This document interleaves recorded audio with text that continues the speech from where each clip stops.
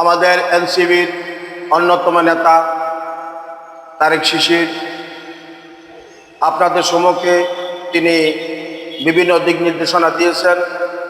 আমরা এখন আমাদের কার্যক্রম শেষ হবার পথে, তবে উদ্ভাবন করার আগে আমি কয়েকটি দিক নির্দেশনা আপনাদেরকে দিচ্ছি। সেটা হলো,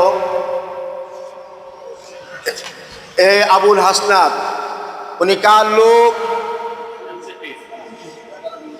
শুধু এনসিবির লোক? জোরে বলেন, কার লোক?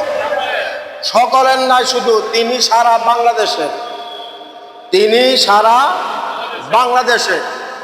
উনি আমাদের প্রতীক, তিনি আমাদের প্রতীক। আমরা ঐক্যবদ্ধভাবে আমাদের বাংলাদেশ জামায়াত ইসলামী কেন্দ্রীয় নির্দেশনা অনুযায়ী আমরা 12 দলীয় জোটের পক্ষ থেকে যে যেখানে নির্বাচন করবে আমরা তার পক্ষে কাজ করে যাব।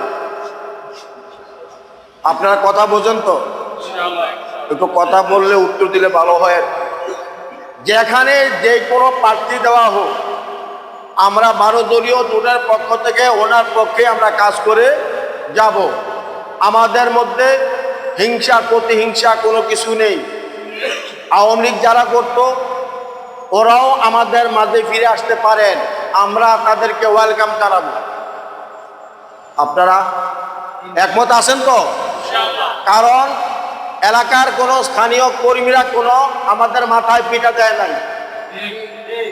কথা বলেন না কেন?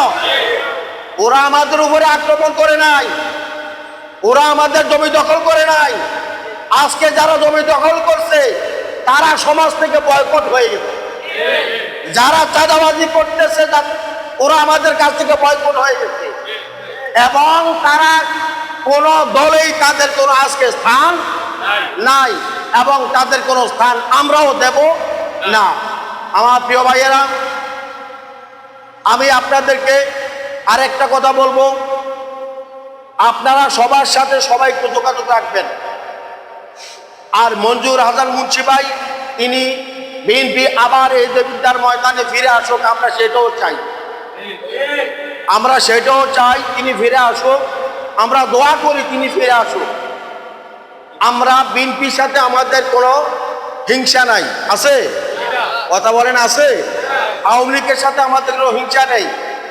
তবে যারা আসতে চায় আমাদের মাঝে, বিএনপি হোক আওয়ামী লীগ হোক, তারা আসতে পারেন, আমরা তাদেরকে ওয়েলকাম জানাবো। রাজনীতি বলতে কোনো শেষ কথা নেই, রাজনীতির মধ্যে কোনো শেষ কথা কখনো নেই। তাই আপনারা আসতে পারেন, আমরা আপনাদেরকে ওয়েলকাম জানাবো।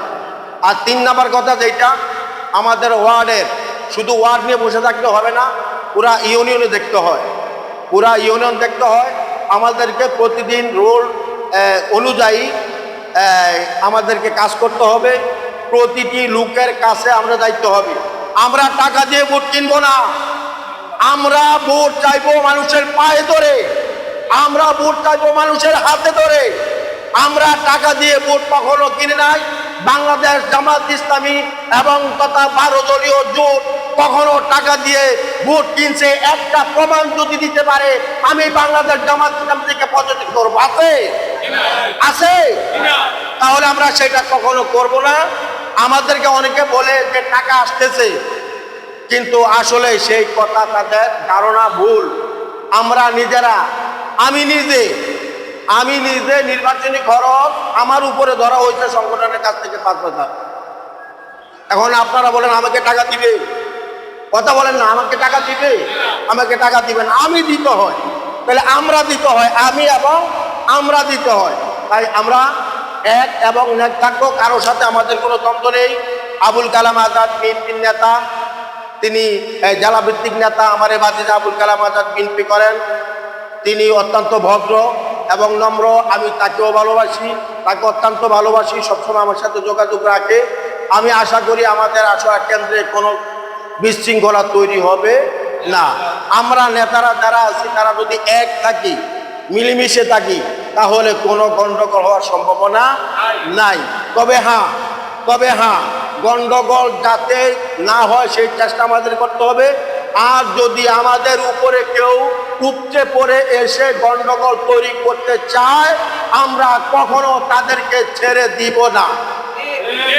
আপনারা ছেড়ে দিবেন?